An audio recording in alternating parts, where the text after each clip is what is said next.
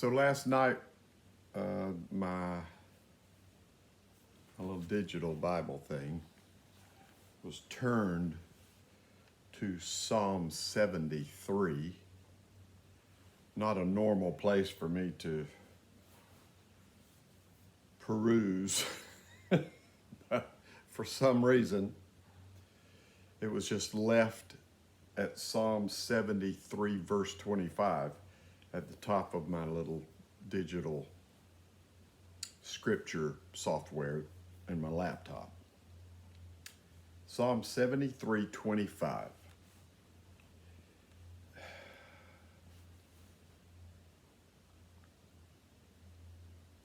Sometimes in this software package, each Hebrew or Greek word is literally translated. Each word is translated. So because of the difference in these languages and English, that is my native language, sometimes the subjects and the predicates and the adverbs and the adjectives and the articles and the participles and all those little aspects of language are so different that when you read the literal translation word for word, it doesn't flow all that well in the English, which is a good thing because it causes you, if you want to know the truth of what's in here, if you want to pull the truth out, if you want to dig into the Father's heart to allow him to open up truth in these sentences. And I'm going to give you a for instance here in a minute. It's good to be a seeker. Big Daddy, our Father, the Father of Jesus, Father of Yeshua, the Most High One. Wow. Yeah, that guy. He is seeking those that are seeking him. He is seeking those that want to be his little children or are his little children and are seeking the depths of the truth that flow from his heart constantly to all of us, all humans, if in fact we desire to know the flow of his heart to us. He's seeking those that are seeking him. So because it was turned to this when I got here this morning and sat down with Big Daddy, it was a little, wow. For instance, here's the King James translation of this verse, and then I'm going to read the Hebrew literal translation word for word. English. Whom have I in heaven but you? And there is none upon earth that I desire beside you. Now that flows, and they did some really good construction to build those two sentences. Whom have I in heaven but you? And there is none upon earth that I desire beside you. Now let's go to the literal word for word translation. Who to me in the heavens, and with you not I desire in the earth. So I looked at that. I usually look at the Hebrew or Greek transliteration first before I look at the English. And if the transliteration doesn't make much sense, then I'll use the English to help me go into a more perfect flow of the words. And in digging into these words, who to me in the heavens? Who to me in the heavens? Who do I have in the heavens that's totally, completely committed to and in love with me, us, but you, Big Daddy. There's no one in the heavens that we are more precious to, all of us. There's no one in the full dimensionality of the heavens. Okay, we're here in the universe and we're locked into a certain number of dimensions. But when you get out of the universe and step into the spiritual plane, if you will, heaven, as we call it, is fully dimensional. The dimensions of heaven are greater than the ones that we're locked in. So to step into the heavenly dimensions, we just have to kind of go there. We have to desire to go there. And lots of people have been there physically. Lots of people go there every day from their heart perspective.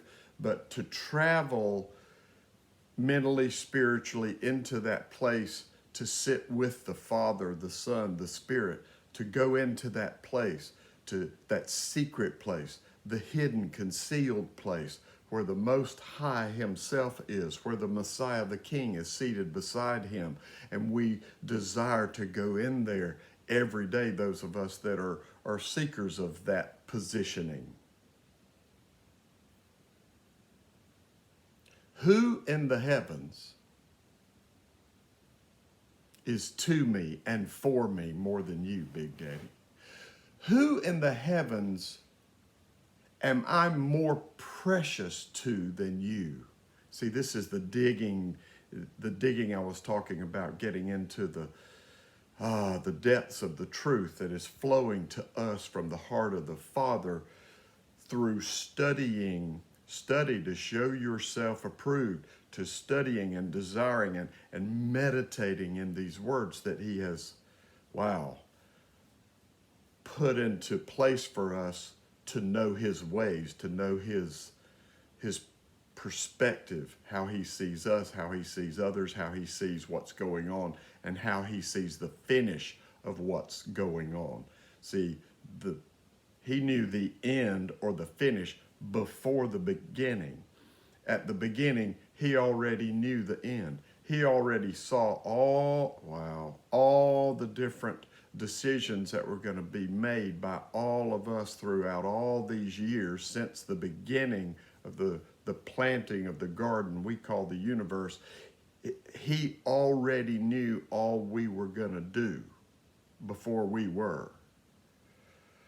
In that, we are very, very inconceivably precious to Him, all of us.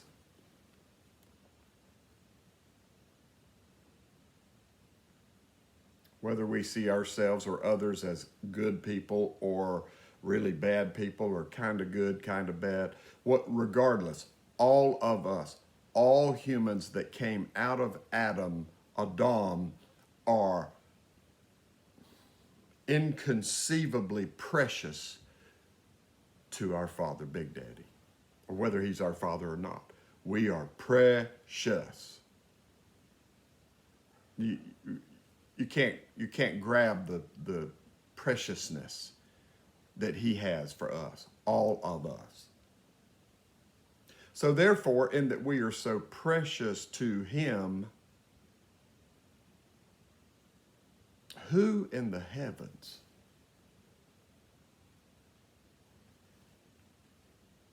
desires me more than you? Who in the heavens am I more precious to than you?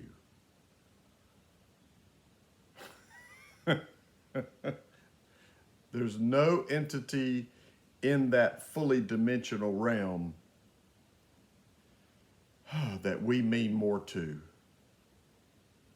than our Father, those of us that have given ourselves to Him and He has become our Father. And this is a compound sentence. And who in the earth do I desire to be with more than you? Ooh.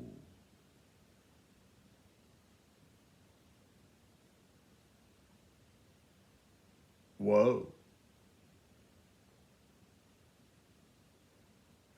Who in the earth do I desire to be with more than I desire to be with you, Big Daddy?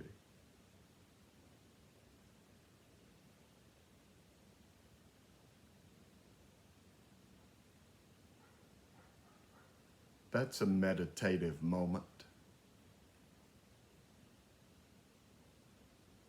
See, our soul is set up to desire him above all else. And yet, in our soul, our self, that part of us we're supposed to deny in order to get closer to him. We have to deny ourselves. We have to kind of turn away from our desires, our wants, our needs, so that we may desire him. We may desire to want to be with him. We have to desire to know his ways, to understand his wisdom more than our own. Who in the earth do I desire to be with more than you, Big Daddy? Wow. See, our soul has these wants, needs, and desires. And if our soulish, selfish wants, needs, and desires are top priority, then he is low priority.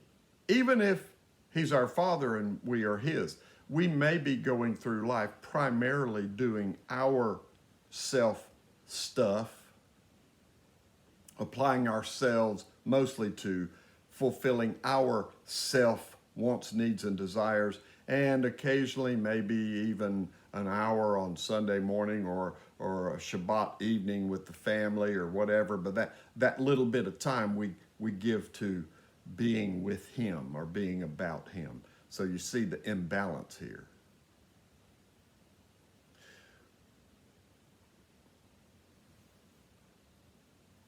Who in the heavens sees me more precious than you, Big Daddy? There is none. Who in the earth do I desire to be with, to join myself to more than you? Just as John the Baptist made the statement, there's one here that is way above me. I'm not even worthy to untie his sandals off of his feet. Wow, I must decrease that he must increase. I must be willing to accept the denying of myself so that the proximity that I have with him, my desire to know him, my desire to understand his understanding, my desire to delve into his wisdom and have him unveil his wisdom to me, that I must decrease, that he must increase. The only way to know the Father and the Messiah is to give up that which is our soulish wants, needs, and desires. There is no other way. You can't have your soulful self at the pinnacle of your wants, needs, and desires and have Big Daddy at the same place. It can't be like that. Can't do that. We must decrease, just like John the Baptist, we must decrease in our self wants, needs, and desires, that our desire for him, his wisdom, his understanding might increase.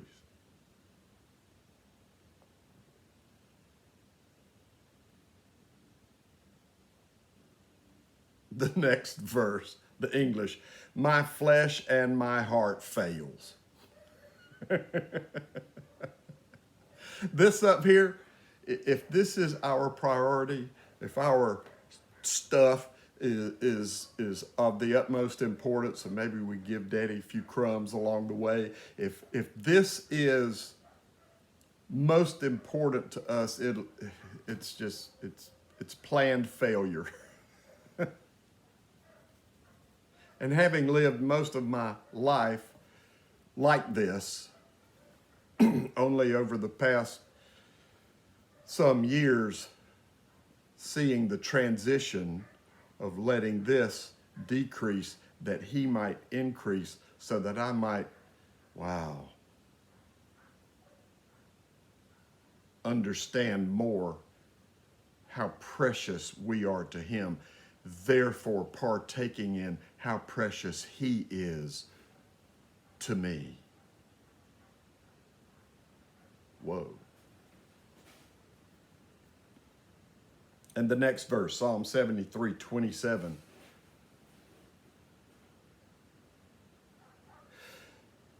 For they that are far from you shall perish.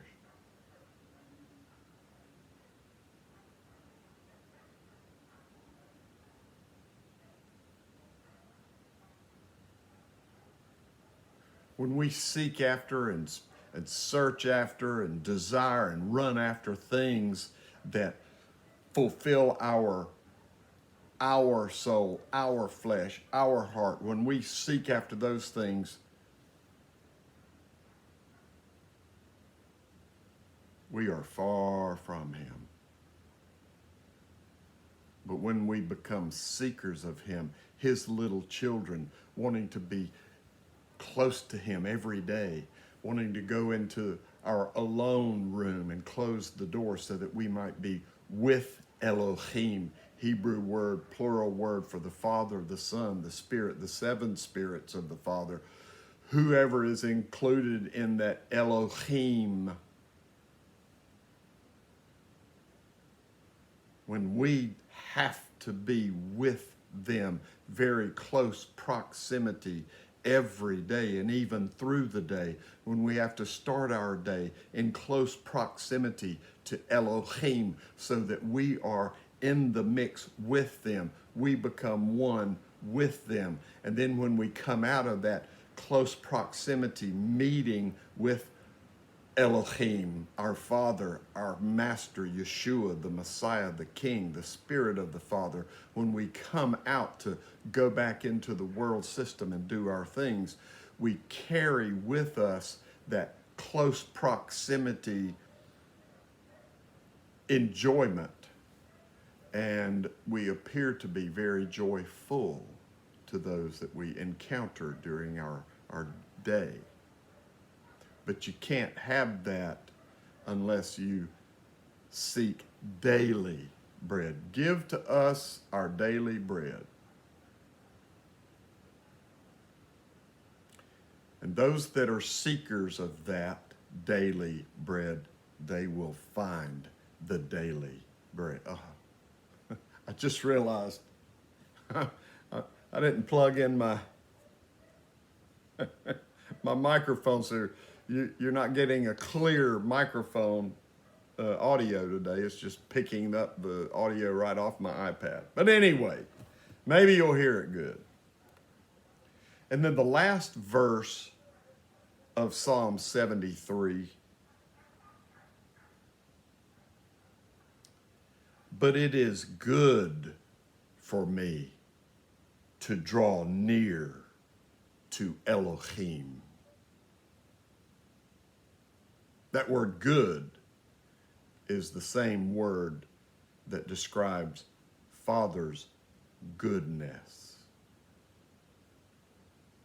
As we transition, because we are seeking his goodness, his mercy, his loving kindness, it becomes good for us to be in close proximity to them. It is good for me to draw near to Elohim. I have put as my refuge in Yahweh.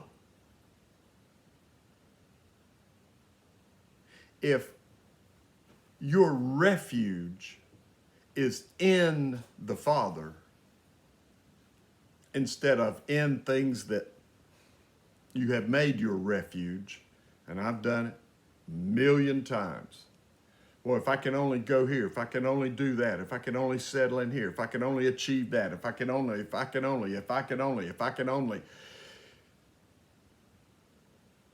I'll be at peace and I'll be in the refuge place. No, if you place as your refuge that which is inside your Father, and that takes some meditation to grab that. If He in Him becomes your refuge, then and only then do you have the ability to recount all of His works. As you go through your day, having had close proximity with the Elohim, then you can go about your day and others will see and know and the things of Him, the goodness of Him that you have partaken of that time with them, it just kind of comes out.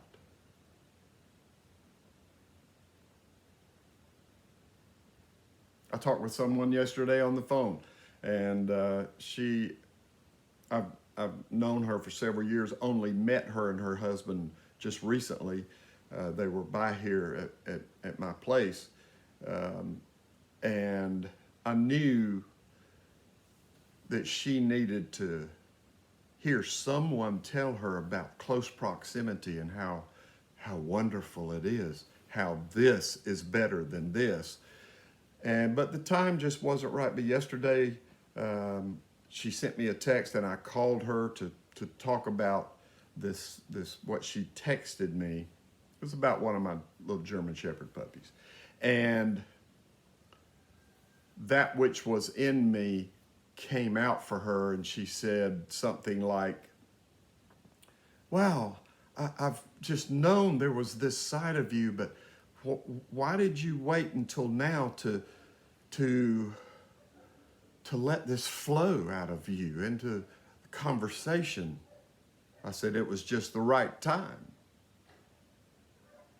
And I was just describing for her, she said, oh, it's just been very terrible. And I've just been, this and that, and everything's been hard the past few days. You know how we can get when we are like this. And I just spoke some joy-filled, peace-filled words to her because of that morning's close proximity with them, Elohim. And it just kind of settled her down, and she was, wow. See, that is how the well message of the kingdom works. We step into very close proximity with Elohim, with them, our Father, our Master, Yeshua, the Messiah, the King, the Spirit of the Father. We step into that place, and then when we step back into the world system, we have that in us that can come out of us to edify, build up someone else that didn't have that close proximity that morning or that year, maybe ever.